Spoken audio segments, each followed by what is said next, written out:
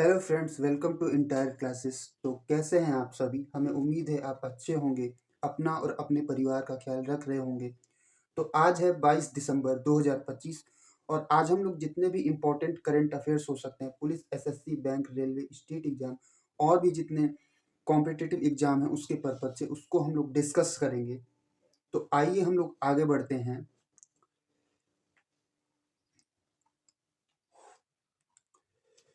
तो आज का हमारा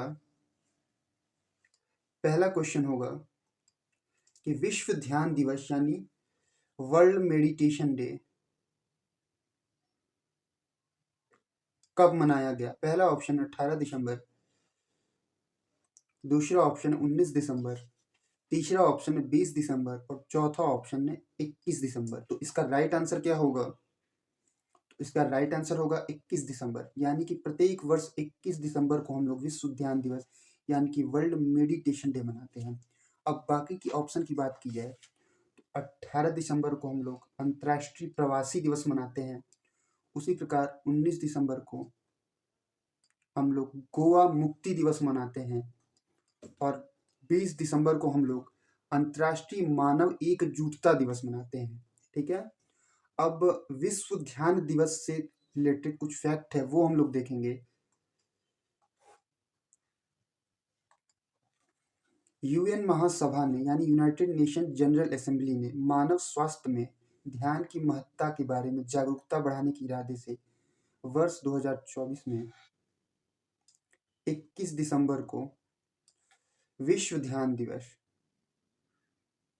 मनाए जाने का प्रस्ताव पारित किया था और उसी वर्ष प्रथम दिवस मनाया गया था। यानी कि ये जो विश्व ध्यान दिवस है ये हम लोग 2024 से मना रहे हैं और इसकी जो परमिशन दी थी वो यूनाइटेड नेशन जनरल असेंबली ने दी थी। ठीक है, जो कि यूएन की एक एजेंसी है। अब चलते हैं हम लोग अपने नेक्स्ट क्वेश्चन की तरफ। नेक्स्ट क्वेश्चन है हम लोग का, हाल ही में संसद ने, पार्लियामेंट ने कौन सा विधेयक पारित किया है? पहला ऑप्शन है शांति विधेयक, दूसरा ऑप्शन है विकसित भारत जी राम जी विधेयक 2025, तीसरा ऑप्शन है बीमा कानून संशोधन विधेयक 2025 और चौथा ऑप्शन है मणिपुर जीएसटी विधेयक 2025। तो इसका राइट आंसर क्या होगा? तो इसका राइट आंसर होगा विकसित भारत जी राम जी विधेयक 2025। अभी हमारी संसद के विंटर सेशन जो खत्म हुआ है उसमें ये जो विधेयक है वो पारित हो गया है। अब इस विधेयक से संबंधित कुछ फैक्ट होंगे वो हम लोग देखेंगे। विकसित भारत जी राम जी विधेयक 2025 से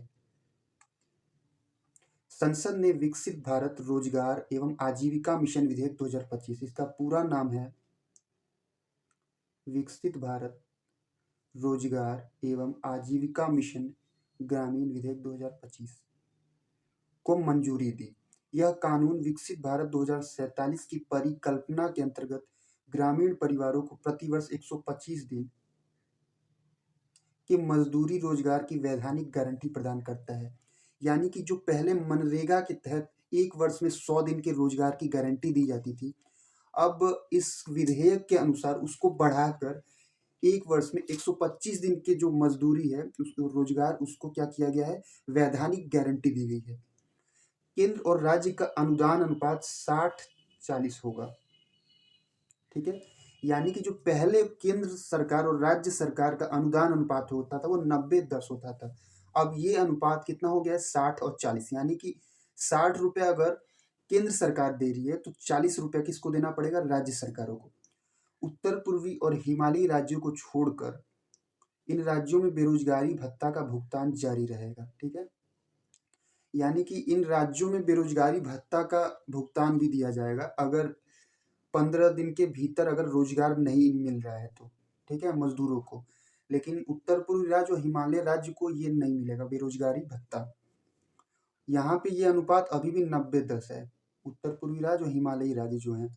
ठीक है, तो ये रहा विकसित भारत जी राम जी विधेयक से जुड़ा कुछ फैक्ट। अब हम लोग चलेंगे अपने नेक्स्ट क्वेश्चन की तरफ। नेक्स्ट क्वेश्चन होगा हम लोग का, हाल ही में Andhra Pradesh logistics infrastructure corporation को किसने मंजूरी दी है? पहला ऑप्शन है नरेंद्र मोदी, दूसरा ऑप्शन है अमित शाह, तीसरा ऑप्शन है एन चंद्रबाबू नायडू और चौथा ऑप्शन है अश्विनी वैष्णव। तो इसका राइट आंसर क्या होगा? तो इसका राइट आंसर होगा एन चंद्रबाबू नायडू। ठीक है, एन चंद्रबाबू नायडू जो आंध्र प्रदेश के मुख्यमंत्री हैं, उन्होंने अभी Andhra Pradesh logistics infrastructure corporation को क्या की है? मंजूरी दी है। अब बाकी के ऑप्शन की बात की जाए तो नरेंद्र मोदी वर्तमान में हमारे भारतीय प्रधानमंत्री हैं, अमित शाह गृह एवं सहकारिता मंत्री हैं, वहीं अश्विनी वैष्णव रेल मंत्री हैं। ठीक है, अब इससे जुड़े कुछ फैक्ट होंगे वो हम लोग देखेंगे। मुख्यमंत्री एन चंद्रबाबू नायडू ने रसद व्यवस्था को सुदृढ़ करने के लिए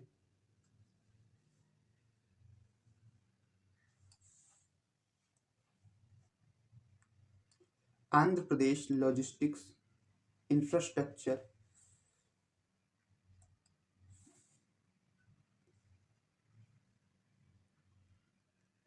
ठीक है कॉरपोरेशन यानी APLINC को नोडल एजेंसी के रूप में गठित करने की मंजूरी दी।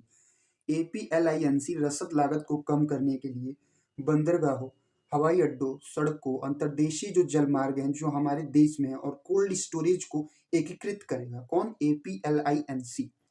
यह निगम बड़े निवेशों को आकर्षित करेगा, एक सरकारी होल्डिंग कंपनी के रूप में कार्य करेगा और जिला स्तरीय जो लॉजिस्टिक्स प्रकोष्ठ है उसको स्थापित किया जाएगा। चलते हम लोग अपने नेक्स्ट क्वेश्चन की तरफ। ये चंद्रबाबू नायडू जी हैं, आंध्र प्रदेश के मुख्यमंत्री।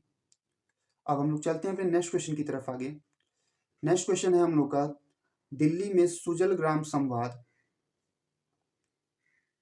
की मेजबानी कौन करेगा? पहला ऑप्शन है महिला एवं बाल कल्याण मंत्रालय, दूसरा ऑप्शन है गृह एवं सहकारिता मंत्रालय, तीसरा ऑप्शन है स्वास्थ्य एवं परिवार कल्याण मंत्रालय और चौथा ऑप्शन है जल शक्ति मंत्रालय।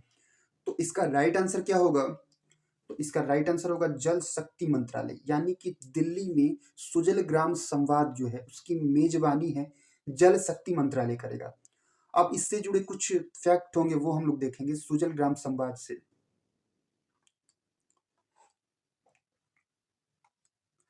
जल शक्ति मंत्रालय केंद्र और ग्रामीण समुदाय के बीच संवाद के लिए एक बहुभाषी मंच के रूप में नई दिल्ली में सुजल ग्राम संवाद के दूसरे संस्करण का आयोजन करेगा। ठीक है, यानी इसका ये सेकेंड एडिशन है। यह पहल असम, महाराष्ट्र, झारखंड, सिक्किम, गुजरात, कर्नाटक, जम्मू कश्मीर और उत्तराखंड सहित 8 राज्यों पर केंद्रित है। ये 8 राज्यों पे ये पहल केंद्रित होगी। कौन सी? सुजल ग्राम संवाद। अधिकारियों ने पेयजल एवं स्वच्छता मिशन के तहत प्रभावी जमीनी स्तर पर संचार सुनिश्चित करने के लिए योजना बनाई है। सुजल ग्राम संवाद, ठीक है, ये आप लोग याद रखिएगा, नई दिल्ली में हो रहा है और इसकी मेजबानी कौन कर रहा है? तो जल शक्ति मंत्रालय। अब चलते हैं हम अपने नेक्स्ट क्वेश्चन की तरफ। नेक्स्ट क्वेश्चन है, हाल ही में भारत CPSE परामर्श सम्मेलन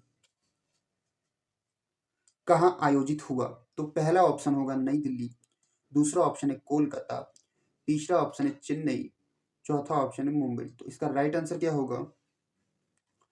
तो इसका राइट आंसर होगा नई दिल्ली, यानी कि भारत CPSE परामर्श सम्मेलन नई दिल्ली में आयोजित हुआ। ठीक है, अब इससे जुड़े कुछ फैक्ट होंगे वो हम लोग देखेंगे कि क्षमता निर्माण आयोग ने लोक उद्यम विभाग के सहयोग से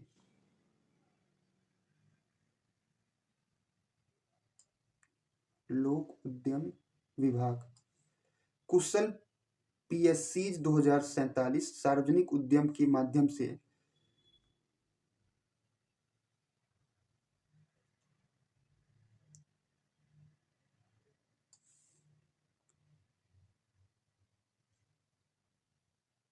आकार देना, भारत की विकास यात्रा को आकार देना विषय पर भारत CPSE परामर्श सम्मेलन का आयोजन किया। यानी कि जो भारत CPSE परामर्श सम्मेलन है उसकी थीम, उसकी विषय क्या है?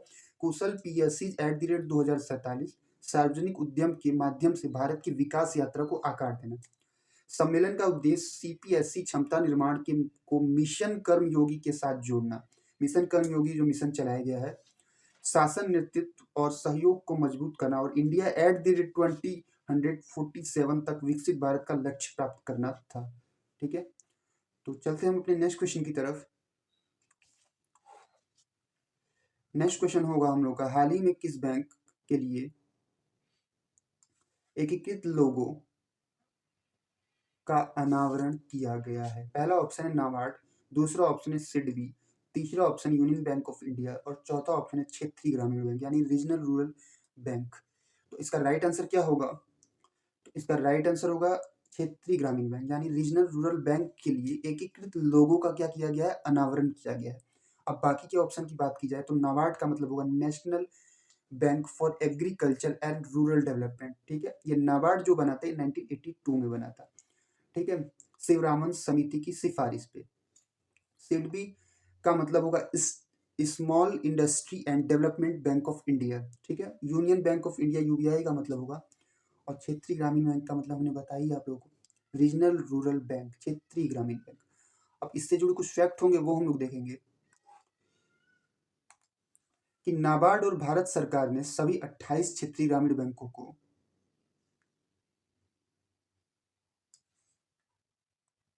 एकीकृत ब्रांड पहचान देने के लिए वन आरआरबी वन लोगो पहल शुरू की है। ठीक है, किसने शुरू की है? तो भारत सरकार और क्षेत्रीय ग्रामीण बैंकों ने मिलकर ये पहल शुरू की है।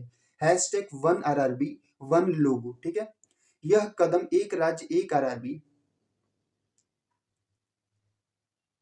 सुधार के बाद उठाया गया है, जिसके अंतर्गत ग्रामीण बैंकिंग में दक्षता बढ़ाने के लिए 11 राज्य और केंद्र शासित प्रदेशों के 26 आरआरबी को एकीकृत किया गया है। यानी 11 स्टेट और यूटी जो है उनके 26 जो आरआरबी हैं रीजनल रूरल बैंक, उनको एकीकृत किया गया है। ठीक है, यूनाइट किया गया है। नया लोगो प्रगति, पोषण और ज्ञान का प्रतीक है। जो नया लोगो होगा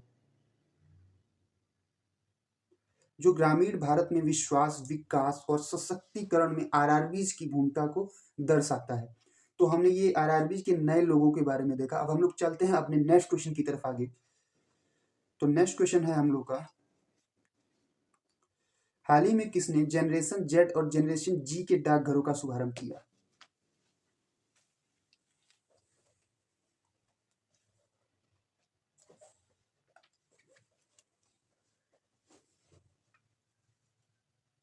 पहला ऑप्शन है पंजाब नेशनल बैंक, दूसरा ऑप्शन है बैंक ऑफ बड़ौदा, तीसरा ऑप्शन है स्टेट बैंक ऑफ इंडिया और चौथा ऑप्शन है भारतीय डाक। तो इसका राइट आंसर क्या होगा? तो इसका राइट आंसर होगा भारतीय डाक। यानी कि जनरेशन जेड और जनरेशन जी के डाकघरों का शुभारंभ जो है वो हमारे भारतीय डाक ने किया है, इंडियन पोस्ट जो सिस्टम है। अब इससे जुड़े कुछ फैक्ट होंगे वो हम लोग देखेंगे। ये इमेज उल्टी लग गई है भारतीय डाक की। जम्मू कश्मीर ने एम्स विजयपुर में अपना पहला, कहाँ पे? एम्स विजयपुर में अपना पहला जनरेशन जेड डाकघर शुरू किया, जो कैंपस डाकघरों को आधुनिक बनाने और उन्हें युवा केंद्रित तकनीक सक्षम सेवा केंद्रों में बदलने की दिशा में इंडिया पोस्ट के प्रयासों का प्रतीक है। यानी कि पहला जो जनरेशन जेड डाकघर शुरू किया गया वो कहाँ पे? एम्स विजयपुर में। एम्स विजयपुर देश का पहला एम्स बन गया है जहाँ जनरेशन जेड डाकघर खोला गया। ठीक, ये देश का पहला एम्स होगा जहाँ पे जनरेशन जेड डाकघर खोला गया है। कर्नाटक में भी बेंगलुरु के आचार्य इंस्टीट्यूट ऑफ टेक्नोलॉजी में अपना पहला जनरेशन जेड जेड डाकघर शुरू किया गया। बेंगलुरु में भी ये खुला है, कहाँ पे? Acharya institute of technology, generation Z डाकघर।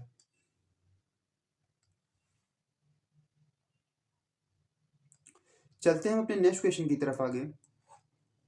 नेक्स्ट क्वेश्चन होगा हम लोग का, संसद ने बीमा कानून संशोधन विधेयक 2025 पारित किया। ठीक है,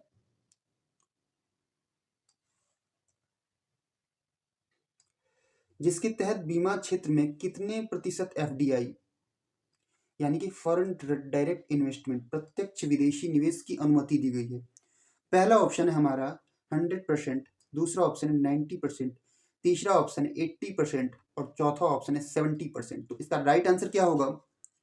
तो इसका राइट आंसर होगा 100%। ठीक है, यानी कि अभी संसद ने बीमा कानून संशोधन विधेयक 2025 पारित करके, ठीक है, बीमा क्षेत्र में 100% एफडीआई जो है उसको मंजूरी दी है। अब इससे जुड़े कुछ फैक्ट होंगे वो हम लोग देखेंगे कि संसद ने सबका बीमा सबकी रक्षा विधेयक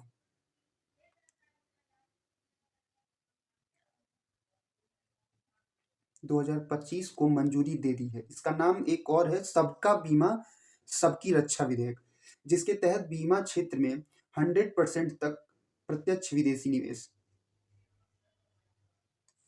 एफडीआई की अनुमति दी गई है। इसका उद्देश्य कवरेज का विस्तार करना, पूंजी आकर्षित करना और वैश्विक जो सर्वोत्तम प्रथाएं हैं उसको अपनाना है। सुधारों में एक मुफ्त लाइसेंसिंग, उच्च अनुमोदन सीमाएं और पुनर्बीमा पूंजी मानदंडों में कमी के माध्यम से व्यापार करना आसान हो गया है। इरडई यानी insurance regulatory development authority of India की शक्तियों, पॉलिसी धारक डेटा संरक्षण और एक नए पॉलिसी धारक शिक्षा एवं संरक्षण कोष के साथ इसे और सुदृढ़ बनाया गया है। किसको? तो जो बीमा क्षेत्र है। अब इरडई क्या है? तो इरडई जो है ये इंश्योरेंस जो क्षेत्र होता है, जो बीमा क्षेत्र हो उसको रेगुलेट करने वाली हाईएस्ट बॉडी है इरडई। जैसे बैंकों को रेगुलेट करने वाली सबसे बड़ी बॉडी आरबीआई है, रिजर्व बैंक ऑफ इंडिया, उसी प्रकार जो बीमा क्षेत्र है उसको रेगुलेट करने वाली सबसे बड़ी कंपनी कौन सी होती है? सबसे बड़ी बॉडी इरडई होती है, insurance regulatory development authority of India.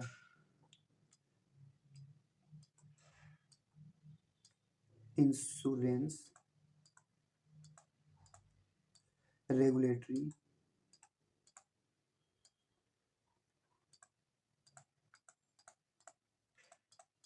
Development authority of India. ठीक है,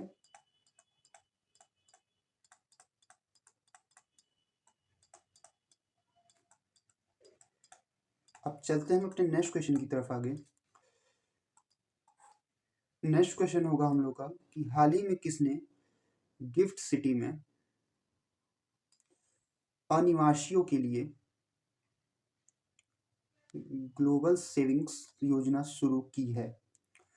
पहला ऑप्शन है एचडीएफसी, दूसरा ऑप्शन है आईसीआईसीआई, तीसरा ऑप्शन है यस बैंक और चौथा ऑप्शन है आईडीएफसी फर्स्ट। तो इसका राइट आंसर क्या होगा? तो इसका राइट आंसर होगा आईडीएफसी फर्स्ट ने अभी हाल ही में गिफ्ट सिटी में जो अनिवासियों हैं उनके लिए ग्लोबल सेविंग्स योजना क्या की है? शुरू की है। अब इससे जुड़े कुछ फैक्ट होंगे हम लोग देखेंगे ग्लोबल सेविंग्स योजना से जुड़े कि आईडीएफसी फर्स्ट बैंक ने घरेलू और एनआरआई बचत खातों से अलग गिफ्ट सिटी के माध्यम से एनआरआईज के लिए यूएसडी और यूरो में आईडीएफसी फर्स्ट ग्लोबल बचत खाता शुरू किया। आईडीएफसी ग्लोबल बचत खाता, यह खाता पूर्ण प्रत्यावर्तनीयता, शून्य प्रेषण शुल्क, टीडीएस मुक्त ब्याज और मुद्रा रूपांतरण जोखिम के बिना धनराशि रखने की सुविधा प्रदान करता है। इसमें यूएसडी शेष पर 4.75% ब्याज, मासिक चक्रवृद्धि ब्याज और डिजिटल वैश्विक हस्तांतरण भी शामिल है। इसमें जो फर्स्ट ग्लोबल बचत खाता शुरू किया गया है आईडीएफसी ने, उसके बारे में ये बता रहा है। अब चलते हैं हम अपने नेक्स्ट क्वेश्चन की तरफ आगे। हाल ही में हुरून के 2025 के भारत के शीर्ष युवा उद्यमियों की सूची में शीर्ष पर कौन है? तो पहला ऑप्शन है राधा किशन दमानी, दूसरा ऑप्शन है फाल्गुनी नायर, तीसरा ऑप्शन है राहुल भाटिया और चौथा ऑप्शन है दीपेंद्र गोयल। तो इसका राइट आंसर क्या होगा? तो इसका राइट आंसर होगा दीपेंद्र गोयल। ठीक, यानी कि अभी हाल ही में हुरून के 2025 के भारत की शीर्ष युवा उद्यमियों की सूची जारी हुई है, जिसमें हम शीर्ष पे देखा जाए तो हमारे दीपेंद्र गोयल हैं। ठीक है, अब इससे जुड़े कुछ फैक्ट होंगे वो हम लोग देखेंगे। यही है दीपेंद्र गोयल। दीपेंद्र गोयल, ठीक है, it's DMart's Damani to lead 2025 self made billionaire list. ठीक, इन्होंने किसको पछाड़ा है? तो इन्होंने डीमार्ट्स दमानी जो है उनको क्या किया? पछाड़ दिया है। अब देखते हैं इससे जुड़े कुछ fact. IDFC first private banking और हुरून इंडिया ने भारत के शीर्ष 200 स्वनिर्मित उद्यमियों की सूची का तीसरा संस्करण जारी किया है। ये इसका तीसरा संस्करण है, जिसमें 2000 के बाद स्थापित कंपनियों को शामिल किया गया है। यानी इसमें वो कंपनियां शामिल हैं जो सन 2000 के बाद क्या की हुई थी? स्थापित हुई थी। सूचीबद्ध कंपनियों को कुल मूल्य 42 लाख करोड़ है। यानी इसमें जो भी कंपनियां सूचीबद्ध हैं उनका कुल मूल्य अगर देखा जाए तो 42 लाख करोड़ है, जिसमें दीपेंद्र गोयल ने आर के दमानी को पीछे छोड़ते हुए शीर्ष स्थान हासिल किया। ठीक, दीपेंद्र गोयल ने क्या शीर्ष स्थान हासिल किया है, इसको पीछे छोड़ते हुए आर के दमानी। बेंगलुरु 88 उद्यमियों के साथ सबसे आगे है। इसमें अगर सिटी की बात की जाए तो बेंगलुरु क्या सबसे आगे है, कितने उद्यमियों के साथ, 88। जबकि वित्तीय सेवाएं सबसे बड़ा क्षेत्र बनकर उभरी हैं, जो फाइनेंशियल जो सर्विस होती है। ठीक है, तो ये रहा हुरून इंडिया रिच लिस्ट के बारे में। ये आज का हमारा करंट अफेयर्स रहा। अगर इसकी आपको पीडीएफ चाहिए तो आप हमारे टेलीग्राम चैनल से जाकर डाउनलोड कर सकते हैं, जिसका लिंक हमारे डिस्क्रिप्शन बॉक्स में उपलब्ध है। तो आज के लिए इतना ही, मिलते हैं हम लोग नेक्स्ट वीडियो में। Thank you so much.